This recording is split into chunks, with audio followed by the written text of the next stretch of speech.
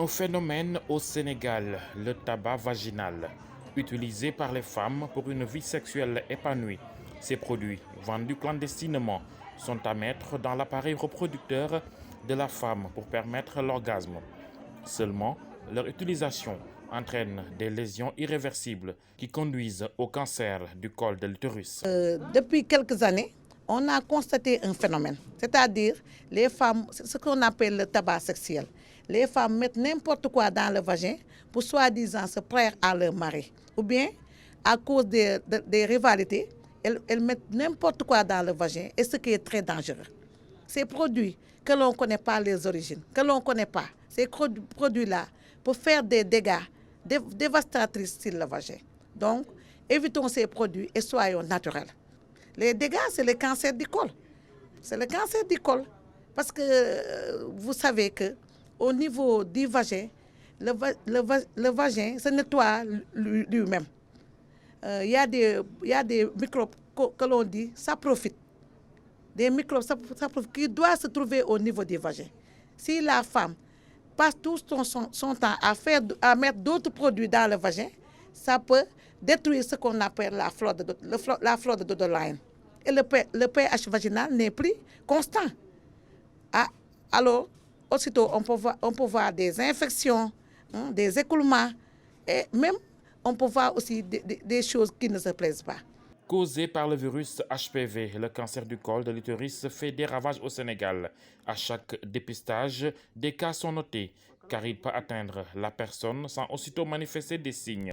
Ravageur, il est pourtant évitable par la vaccination. Le cancer du col de l'utérus est un cancer qui est causé par un virus qui s'appelle HPV. C'est le HPV qui donne le cancer du col de l'utérus. Si la femme est infectée au HPV, elle peut rester pendant des années avant que la maladie ne se déclare. Mais une fois la maladie déclarée, la femme peut en mourir. C'est pour cela que vraiment, il est très important que la femme fasse très tôt son dépistage et que si on voit une lésion précancéreuse, qu'elle puisse vraiment se traiter très tôt. Vraiment, elle peut être sauvée du cancer du col. Parce que c'est un cancer qui est évitable. Comment l'éviter? D'abord, il faut faire la vaccination. Chez les filles de 9 à 12 ans, il faut aussi se faire dépister régulièrement pour voir vraiment la lésion précancéreuse, pour la traiter. On a des traitements vraiment très efficaces et dans presque tous les districts du Sénégal, le traitement des lésions précancéreuses mineures existe. Et que la femme, si elle est dépistée très tôt, elle peut être guérie et elle ne fera pas le cancer du col, Inch'Allah Rabbi. Nous avons reçu vraiment les femmes qui sont venues en masse. Nous avons commencé par la vaccination des jeunes filles. Nous avons vacciné environ 15 jeunes filles. Nous avons, sur presque 500 patientes reçues, nous avons eu 10 qui ont eu des lésions qu'on a référées. Nous avons fait 43 mammographies et 29 échographies mammaires. Ce mal qui touche de nombreuses femmes peut également être guéri, mais pour ça, il faut un dépistage précoce et une prise en charge rapide. Je lance un appel à toutes les femmes pour qu'elles aillent se faire dépister, parce qu'une maladie non diagnostiquée ne peut être soignée. Aux femmes de 30 à 40 ans, je demande de se lever et d'aller se faire constamment dépister. Les signes, c'est-à-dire les signes annonciateurs, les prodromes, que la femme puisse voir pour aller se dépister, je vais citer, c'est à savoir s'il y a des nodules.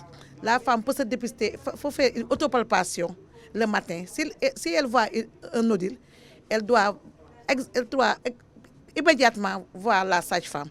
Si elle voit aussi qu'il y a une modification au niveau de la peau, elle peut se rendre automatiquement dans le point de prestation le plus proche pour se faire dépister. Parce que le cancer, ça se traite mais précocement. Elle est guérissable à 100% si le dépistage est précoce et adapté. Octobre rose au Sénégal, les femmes sont mobilisées entre sensibilisation et séances de dépistage. Le mois est rempli. Seulement, aussitôt après, toute la communication sur le cancer est réduite et le tueur silencieux lui poursuit sa tâche macabre.